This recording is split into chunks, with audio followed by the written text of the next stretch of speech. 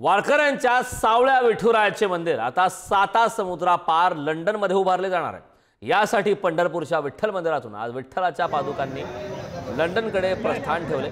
65 दिवस आणि 22 देशांमध्ये प्रवास करत या पादुका एका विशेष कारने लंडनमध्ये जाऊन पोहोचणार आहेत। याच पादुकांचे आज पंढरपुरात विधिवत पूजन होऊन लंडनकडे प्रस्थान झाले। त्यामुळे विठ्ठलाची वारी आता वर्ल्ड वाईड झालेली दिसून येते। आयोजक अनिल खेडकर यांच्याशी बातचीत केली आमचे प्रतिनिधी माऊली डांगे।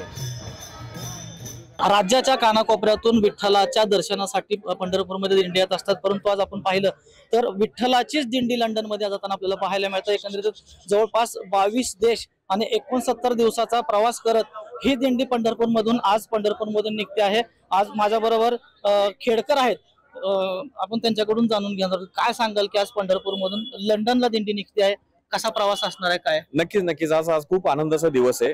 आज आपल्या विठ्ठलाच्या पादुका प्रतिकात्मक आपण ह्या लंडनला घेऊन जाणार आहोत। तर आज विधिवत पद्धतीने पांडुरंगाच्या मंदिरामध्ये पूजेचं पादुकांचं पूजन होऊन या पादुका आपल्याला लंडनच्या दिशेने घेऊन जायच्या आहेत। आज 14 एप्रिलला या पादुका इथून मार्गस्थ होतील आणि 21 जूनला या पादुका लंडनला पोहोचतील। तर मला खूप आनंद होतोय सांगायला की या पादुका 22 देशांमधून जाणार आहेत आणि एकूण 18,000पेक्षा अधिक किलोमीटरचा हा प्रवास असणार आहे।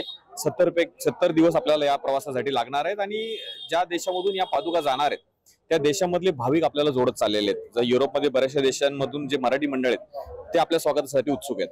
नक्कीच आपण पाहिलं तर 22 देश आणि 69 दिवसाचा प्रवास करत विठ्ठलाचा प्रसार आणि प्रचार करण्यासाठी पंढरपूरहून डायरेक्ट लंडनला दिंडी निघालेली आहे। कॅमेरामन जगदीश सह माऊली डांगे, पुढारी न्यूज, पंढरपूर।